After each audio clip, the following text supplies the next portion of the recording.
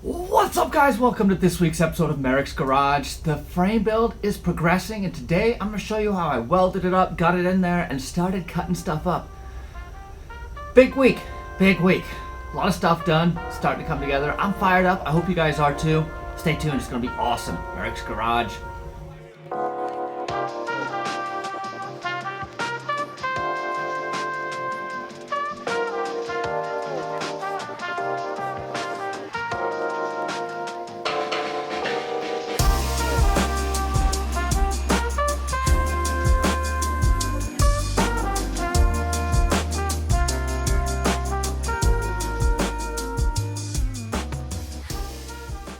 So the plan for today is to get all the stuff cut off the factory frame, which I've already done with the oxyacetylene, and start matching the new frame up to the old frame. I've got to pull the new frame out and shorten it up front. I knew this was what I was going to need to do because I built it extra long, so I'd have plenty of overlap to sleeve into the old frame. So I'm about to pull it out. I'll show you what I got done. I've cut everything off. It's lining up great. It's just this is one of the first cuts, so I'm a little nervous. I've cut off the old bump stops and hangers. There's not that much stuff that's going to be dropping down to impede as we raise up. And it appears that I'm in pretty good location. That's where I think I'm going to do my first cut right there. Just to give me plenty of sleeving. So that would put me, I don't think I'm going to be able to fit that much in. So this is where the bracket's going to be. Good. That's where I think my cut's going to be. So cut one, cut two on the other side. Should give me room to get it up to about here. Then I can start seeing how everything else lays out. I've got two more jack stands on the way so I can transfer the weight over to the roll cage and off the body. And I think I'm going to put a couple jack stands under the transmission cross member. And yeah, we're going to start pulling body mounts and everything today and get this thing ready to go up. With luck, I might be able to do all the welding on this today. We're going to have to see how things go. When cutting with oxyacetylene, it's best to start with an edge. You're going to get better heat bite and therefore not introduce as much heat into the metal because you can start cutting sooner. So I've gone ahead and drilled this pilot hole to start, but I'm going to also give myself a template to trace around. So let's get that all set up.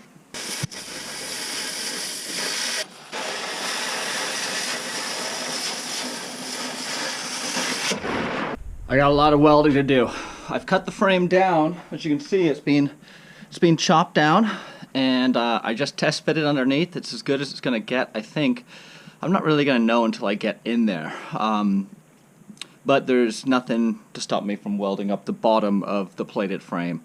So that's what I'm going to do. I got a lot of welding to do today. Kind of looking forward to it. It's very zen.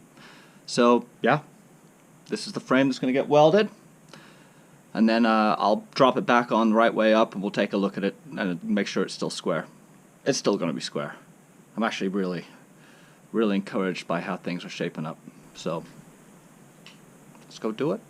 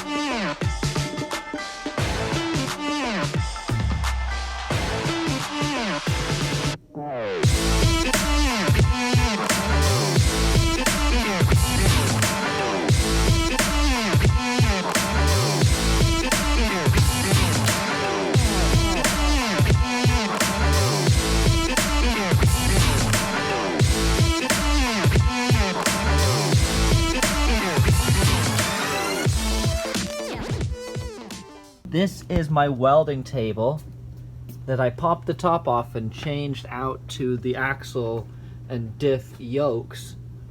So I can move the axle around easily under the truck, I can raise and lower it, I can run flexion extension and droop and all that with it, and I love it. I was also fortunate enough to be able to mock up something with the welding table, so I still have that welding table on top that I can do my work with. So once again, this nocturnal welding table is, man, it's such an integral part of my workflow. I dig it.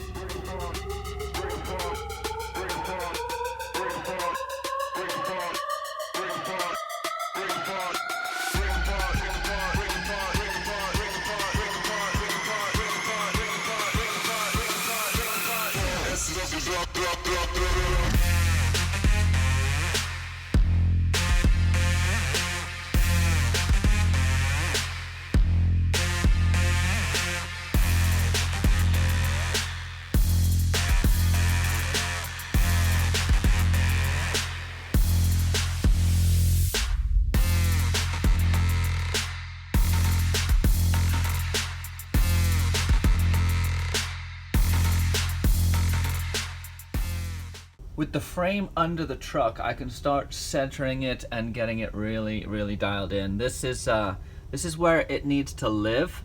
That's gonna put the bump stops right about here. My link lengths are looking a little long. I'm at 42 inches right now, which seems maybe an inch too long, but that's gonna be easy to remedy. The axle is ready to get bolted back together. I've gotta do the brakes, I've gotta do fluids and bearings and axles and things like that, but that's fairly close to being done. And then moving down here, this is where I'm getting pretty excited. It is starting to line up really nicely.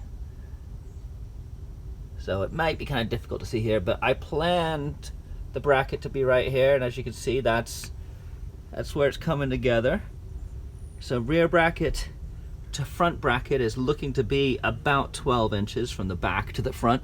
This is going to leave me enough space to sleeve. I'm probably going to have to do another cut, but that's fine. I just wanted to make sure it was trimmed down. The plate's going to extend up, and then I'm going to plate and box and sew the whole frame together. And then this whole area in under here is going to become like a junction box for the skid, for the links, for all kinds of stuff. So I'm excited that I'm going to be able to put some protection around the transfer case and build a big center skid box. I'm actually going to run down and grab some steel for that today so I can start kind of mocking that up and seeing how that's going to lay.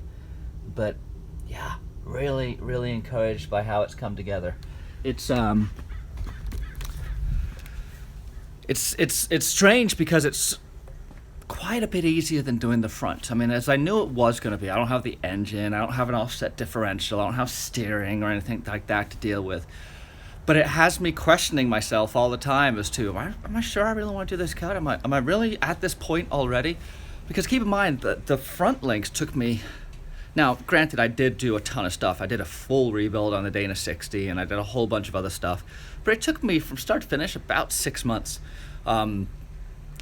I hope to have this done by Christmas, which would be freaking awesome. So yeah, picked up a bunch of other small little things yesterday from Poly Performance. I've got just shock tabs and D-ring mounts, and I've got the whole, I've also got all my limiting strap adjustments ready to go in. These are going to get welded to the frame and give me the limiting strap. Yeah, it's coming together. This is fun. This is, it's very satisfying when things actually go together the way you had planned. And considering that I put this frame together in July, there's been a lot of fingers crossed that when it finally came time to put it in, that I had done the correct measurements, both in the length, the width, but also in that dog leg. And that is still the dark horse. I still need to figure out if that dog leg is going to work with the body mounts, if I'm going to have to build new body mounts. I'm going to have to build new body mounts anyway, but There's still a couple of unknowns, but so far so good, and anything that does come up, I think I'm going to be able to accommodate for fairly easily. So that's where we stand. It's been a fun project. It continues to be a fun project, and I'm stoked on it. So make sure to hit that subscribe button, hit that like button, give me a thumbs up, and let's go get it. Merricks Garage.